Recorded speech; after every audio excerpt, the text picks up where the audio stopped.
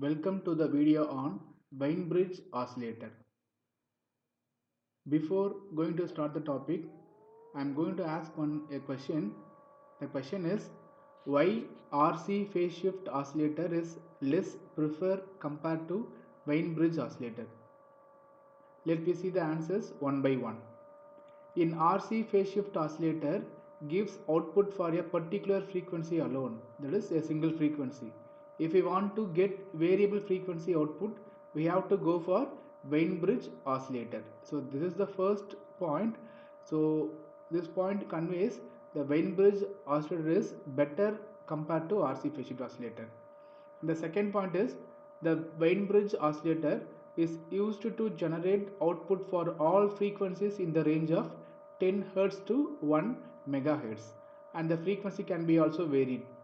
And the last point, its most frequently used audio oscillator output free from circuit fluctuation and also change in the ambient temperature. So these are the possible advantages of using Wein bridge oscillator over RC phase shift oscillator.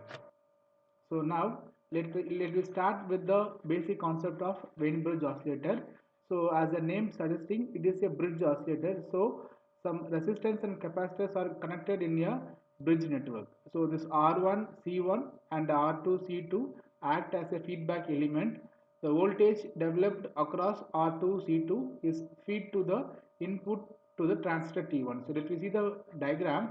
So here this is the circuit diagram of Wein bridge oscillator, and this first transistor which introduces 180-degree phase shift, and the second transistor also introduces 180-degree phase shift. So the total phase shift of the circuit can be given as 360-degree. So now you can see the diagram. So this is the circuit connection. Here R1 and C1 are connected in series, and this R2 and C2 are connected in parallel, and this is the R3 and R4 resistor. So this Wein bridge oscillator is a two-stage amplifier with RC bridge circuit.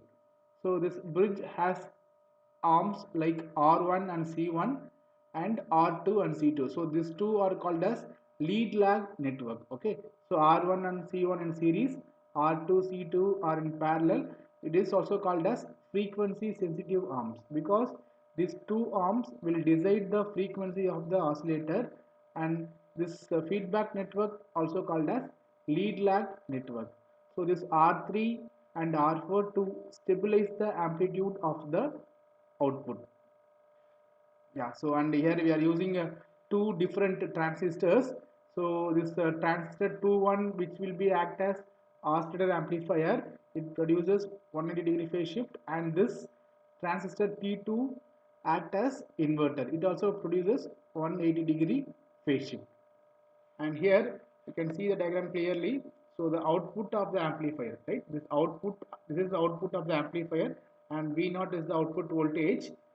Here this output of the amplifier is applied between the two terminals, between these two terminals, so this terminal and this terminal. Okay, so the output of the amplifier is applied between the two terminals of the Wein bridge oscillator, and which is and this output of this amplifier can be connected here, this and this connection, while the amplifier input is the amplifier input can be given by these two junctions, so this junction and this junction. So this the two junctions can be provide input to the amplifier.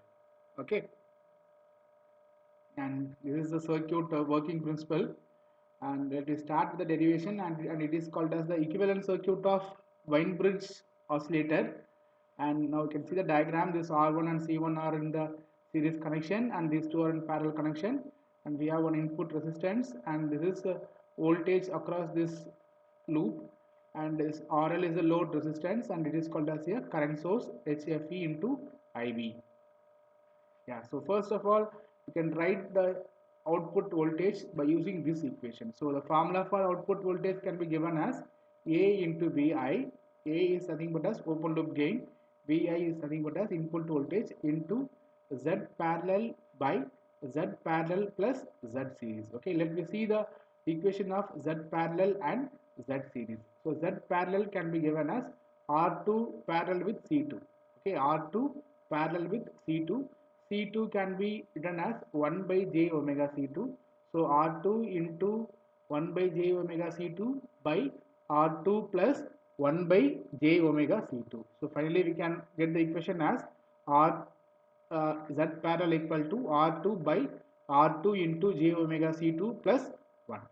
And the formula for Z series equal to R1 plus 1 by j omega C1. So and it is also called as R1 into j omega C1 plus 1 by j omega C1.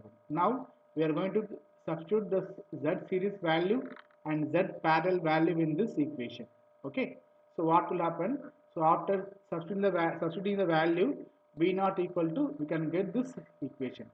And after a small simplification, we can get the equation as this V naught equal to AVI into R2 by R2 plus R1 plus 1 by j omega C1 into R2 j omega C2 plus 1. So let me see a small cross multiplication, and then we should take some LCMs and we should cancel some terms. Okay, after cancelling some terms we can get this equation as this one.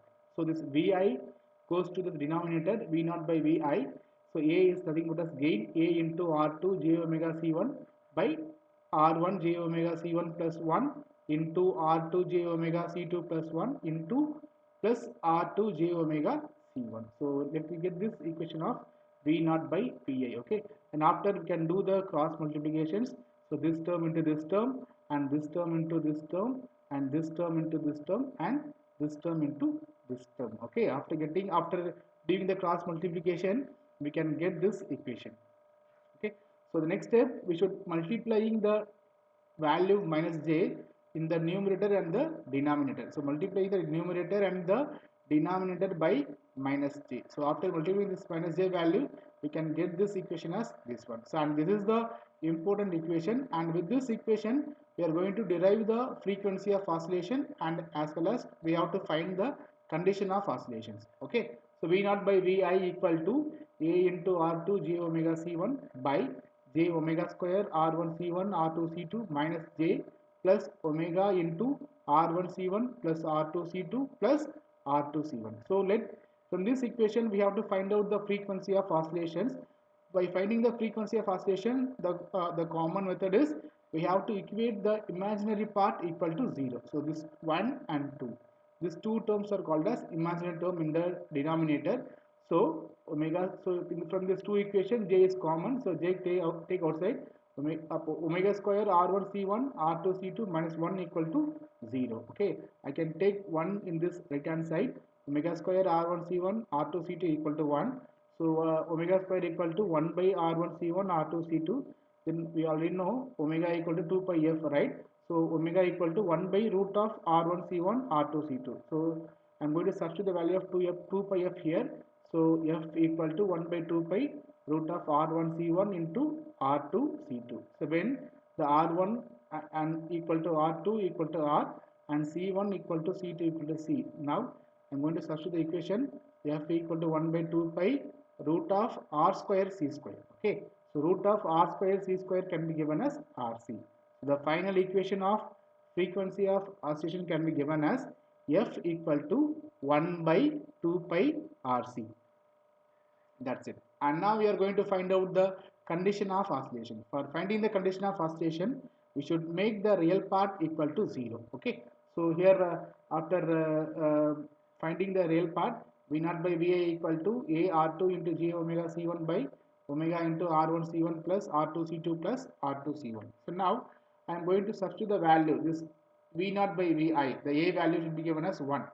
Okay, so then after 1, what will happen?